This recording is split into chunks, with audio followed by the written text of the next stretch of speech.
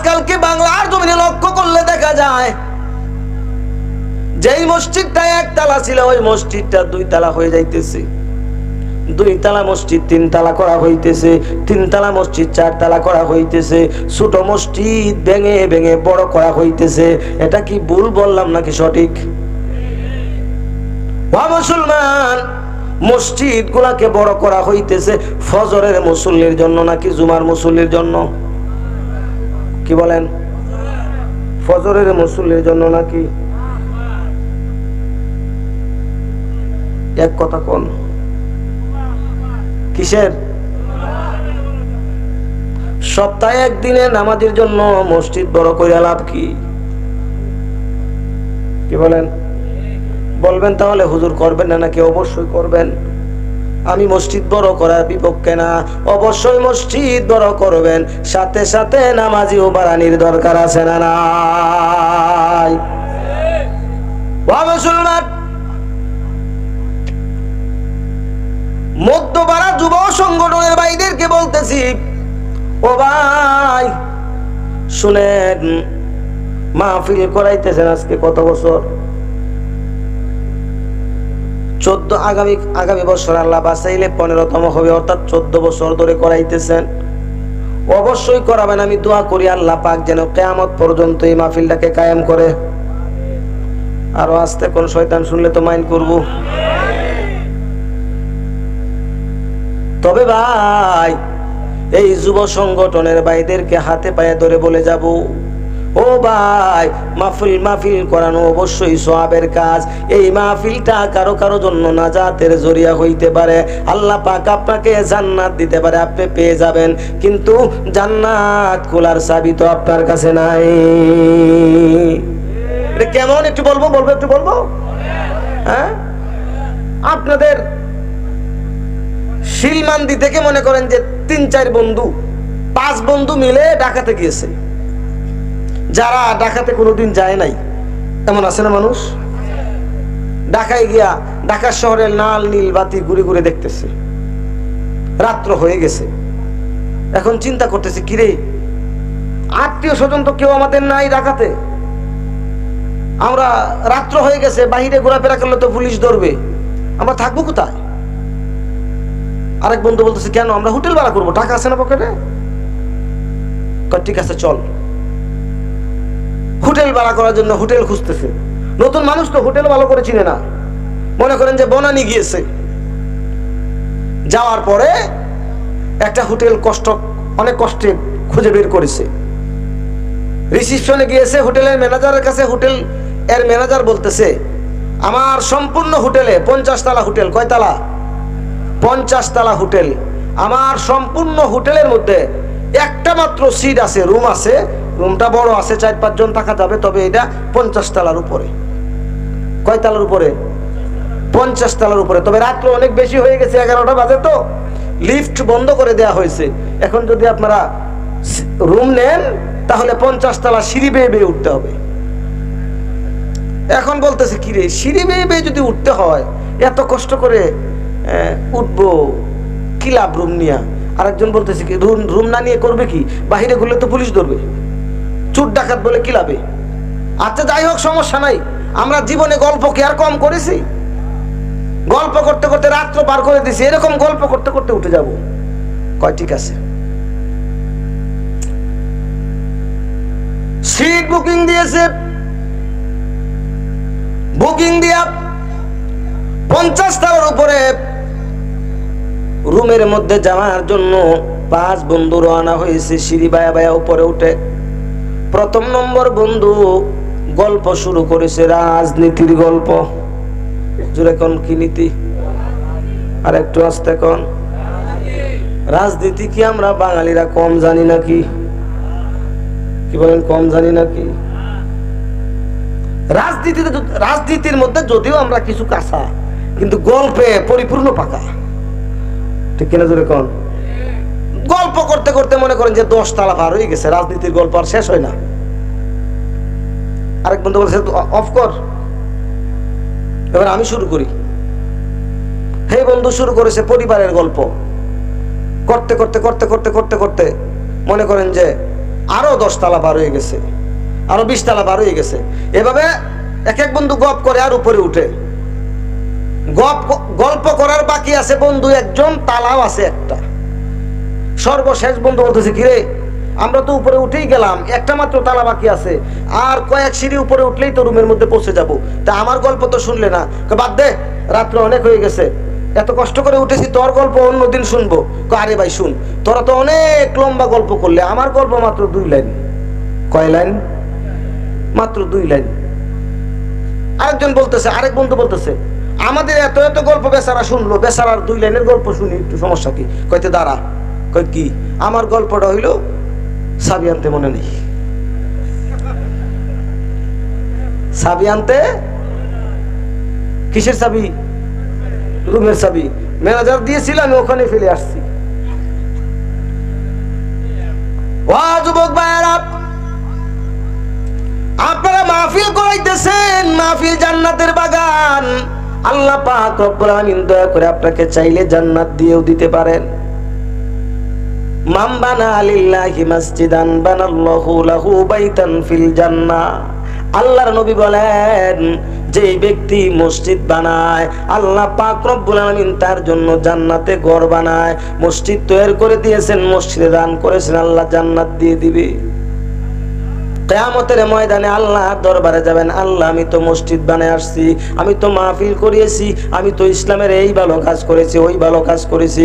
আল্লাহ পাক ডাক দিয়ে বলবেন, বান্দা ওই যে দেখা যায় তোর জন্য নহরে সুসজ্জিত সুন্দর জান্নাতটা বানায় রেখেছি, ওই জান্নাতের মধ্যে বান্দা চইলা যা।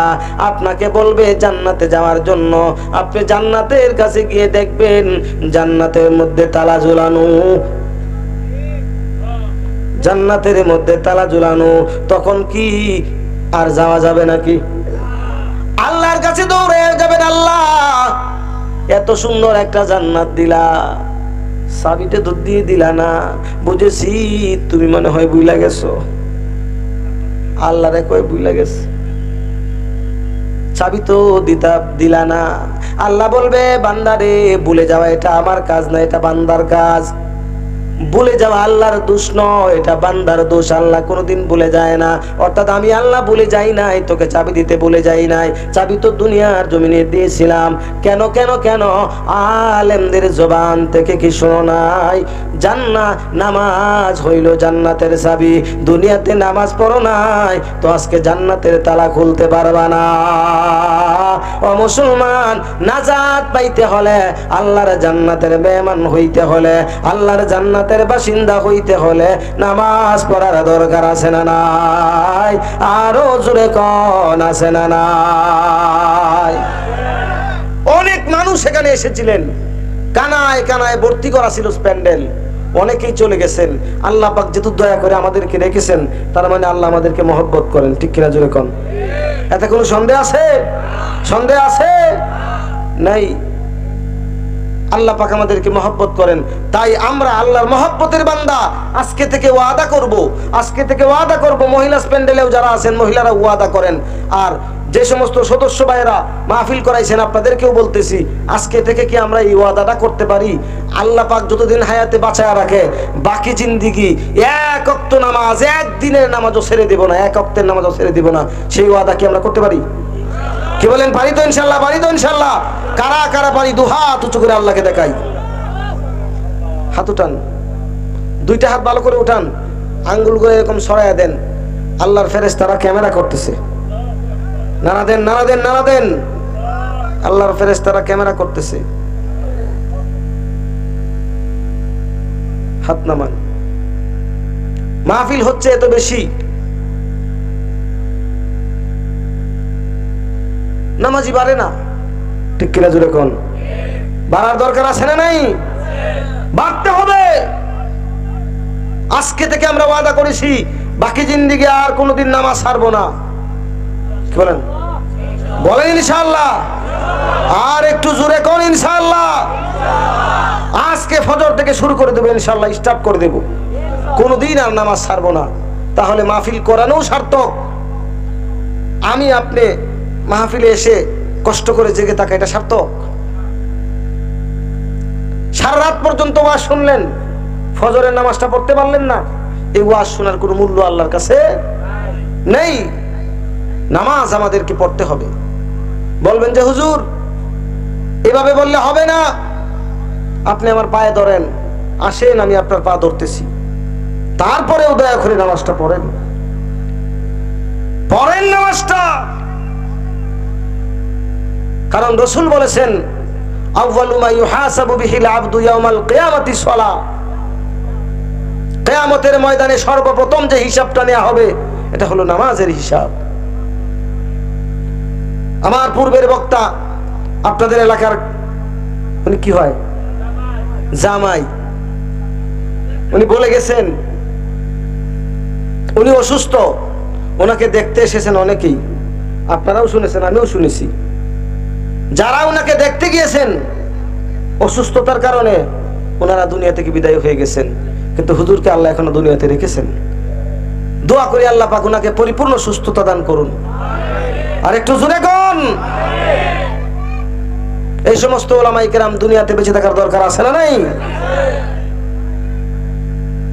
আমার ভাই, মরণ চলে আসবে, যেই কোনো সময় চলে আসবে। চিঠিপত্র দিয়ে আসবে না, কোনো সংবাদ দিয়ে আসবে না, ঠিক কিনা জোরে কোন? সংবাদ কিন্তু দেওয়া হইতেছে, আমরা বুঝি না কেমনে দেওয়া হচ্ছে। আল্লাহর এক বুজুর্গ বান্দা, আল্লাহর ওলি, প্রতিদিন পর্যন্ত প্রতিদিন আল্লাহ তাআলার সাথে কয়েকবার করে কথা বলে। জোরে কোন আল্লাহু আকবার। আল্লাহর ওলিরা আল্লাহর সাথে কথা বলতে পারে কি পারে না? আর একটু জোরে কোন পারে কি পারে না? কেমনে পারে? তাদের কাছে আল্লাহর মোবাইল নাম্বার আছে। মুসলমান, আল্লাহর ওলির কাছে মালাকুল মউত এসেছে। মালাকুল মউত এসে বলতেছে আল্লাহর ওলি গো, আল্লাহ পাক রব্বুল আমিন আপনার কাছে পাঠিয়েছেন আপনাকে নিয়ে যাওয়ার জন্য। আল্লাহর ওলি বলতেছেন মালাকুল মউত, ভালো করে চিন্তা করে দেখো, ভেবে চিন্তে দেখো, আল্লাহ পাক হয়তোবা তোমাকে আমার জন্য পাঠান নাই। আমার জন্য যদি পাঠানো হইতো, আল্লাহ তাআলার সাথে আমি কথা বলি, আল্লাহ পাক অবশ্যই আমার সাথে এই কথাটাও বলতেন, আগে বলতেন আমাকে। মালাকুল মউত ডাক দিয়ে বলতেছে আল্লাহর ওলি, আপনার যে গায়ের চামড়া আছে ওই চামড়াটা এখন কেমন? বলতেছে ডিল হয়ে গেছে। এক সময় কেমন ছিল? টাইট ছিল, এখন ডিল হয়ে গেছে। মালাকুল মউত বলতেছে আল্লাহর ওলি গো, এইটা কি আপনার মরার খবর না নাকি?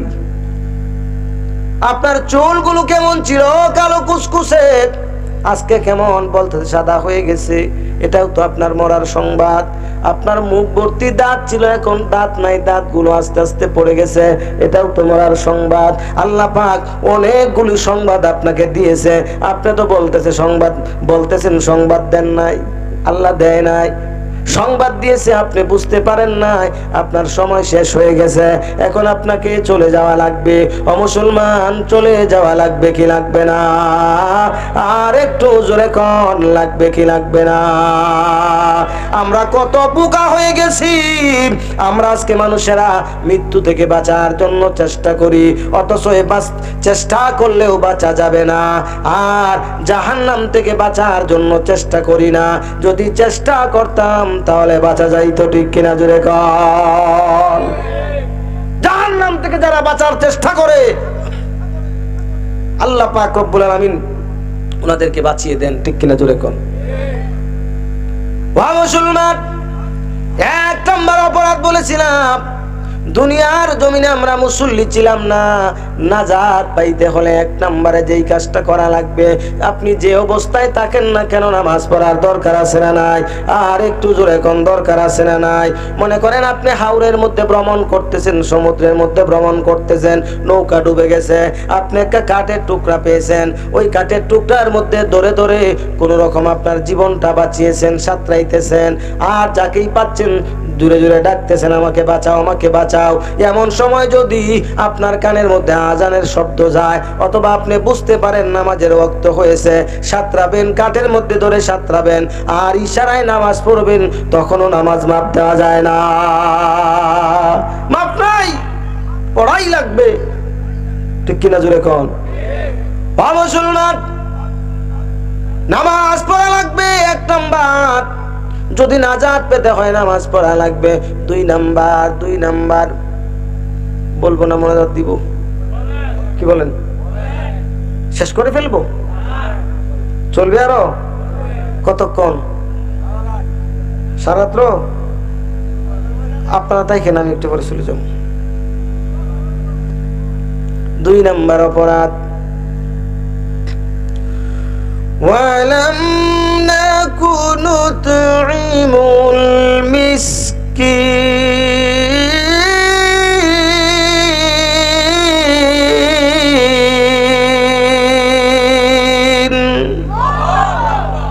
আর হুজুরে কর আল্লাহু আকবার।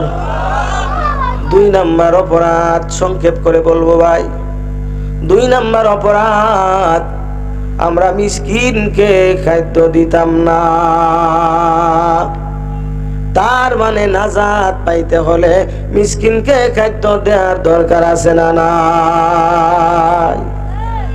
ও মুসলমান, মিসকিন কাকে বলা হয়? মিসকিন কাকে বলা হয়?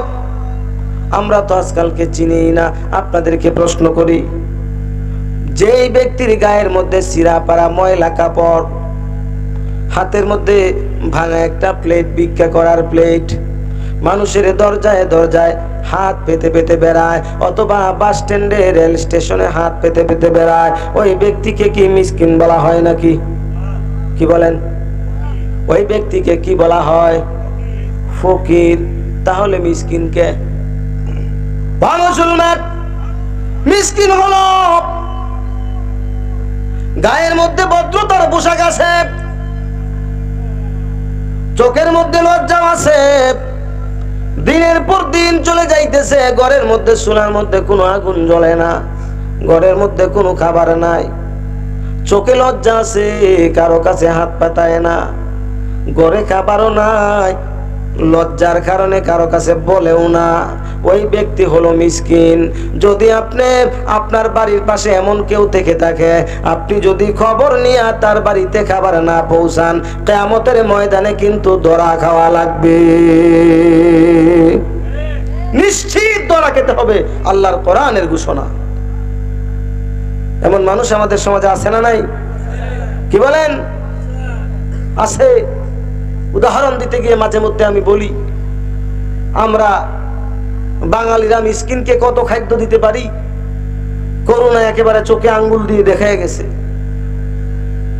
ঠিক কিনা জুড়ে কোন? লকডাউনের সময় কত মানুষের ঘরে খাবার ছিল না। বিশেষ করে আমি কাউকে কোনো কমিটিকে উপলক্ষ করে বলতেছি না, বাস্তবতার নিরিখে বলতেছি। বাংলাদেশের বিভিন্ন কওমি মাদ্রাসা, সব প্রতিষ্ঠানই তো বন্ধ হয়ে গিয়েছিল। বিভিন্ন কওমি মাদ্রাসার কমিটি ওনারা বলেছেন, মাদ্রাসা বন্ধতে হুজুরদেরকে বেতন দিতে হবে কেন? অনেক কমিটি বলেছে, আবার অনেক কমিটি বিবেক সম্পন্ন মাসে মাসে বেতন দিয়েছেন। যাদেরকে বেতন দেন নাই তাদের ফ্যামিলি কেমনে চলে? কি বলেন? কষ্টে চলে নাই? কত আলেম ভাইরা নীরবে নিভৃতে কেঁদেছে, দেখার মতো কেউ ছিল না বাংলাদেশে, ভালো করে দেখে নাই। ঠিক কিনা জোরে কোন? খাবার দিতে হবে মিসকিনকে। আপনার বাড়ির পাশে এতিম আছে, অবশ্যই আপনাকে খাবার দিতে হবে। ইসলাম হলো একটা সুন্দর ধর্মীয় ব্যবস্থার নাম। এই জন্য আল্লাহ নবী সাল্লাল্লাহু আলাইহি ওয়াসাল্লাম হাদিস শরীফের মধ্যে ইরশাদ করেন, ও আমার সাহাবীরা শোনো, হযরতে আবু যর রাদিয়াল্লাহু তাআলা আনহুকে লক্ষ্য করে বলেছেন, হে আবু যর শোনো, তুমি যখন তরকারি রান্না করবা, তরকারির মধ্যে বেশি করে ঝোল দিবা, যাতে তুমি তোমার প্রতিবেশীকে দিয়ে খাইতে পারো। এর নাম হলো ইসলাম। ঠিক কিনা জোরে কোন? ইসলাম হলো সহজ, কঠিন বানিয়েছি আমরাই। ও মুসলমান, মিসকিনকে খাদ্য দেয়া লাগবে জাহান্নাম থেকে বাঁচতে হইলে। মিসকিনকে খাদ্য দেয়া লাগবে, নাজাত পেতে হলে মিসকিনকে খাদ্য দেয়া লাগবে, এতিম মিসকিনের খবর নেওয়া লাগবে। আজকালকে বাংলার জমিনে লক্ষ্য করলে দেখা যায়, এতিম মিসকিনকে খাবার দিবে দূরের কথা, আরো পারলে তাদেরটা খেয়ে নে। ঠিক কিনা জোরে কোন, ঠিক কিনা জোরে কোন, আর একটু জোরে কোন ঠিক কিনা। ও মুসলমান, এতিম মিসকিনেরটা কেমনে খায়, কেমনে খায়, কত রকমের কৌশল করে করে খায়, ঠিক কিনা জোরে কোন।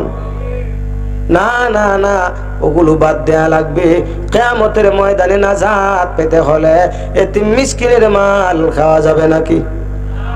আল্লাহ তাআলা বলেন, ইন্নামা ইয়াকুলুনাল ইয়াতামা যুলমান ইয়াকুলুনাহুম ফি বুতুনিহিম নারা।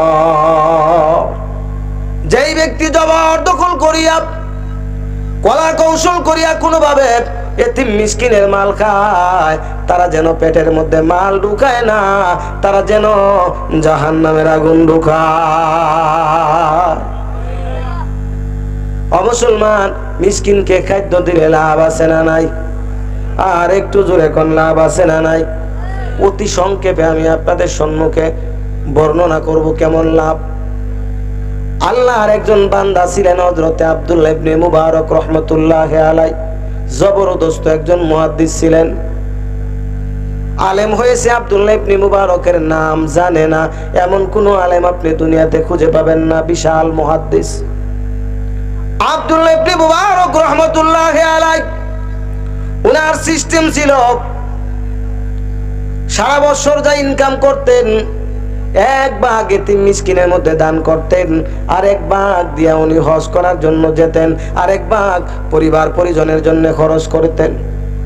এক সময় হজ্জের সময় চলে এসেছে, আব্দুল্লাহ ইবনে মুবারকের সঙ্গে হজ্জে যাবেন বন্ধু বান্ধব।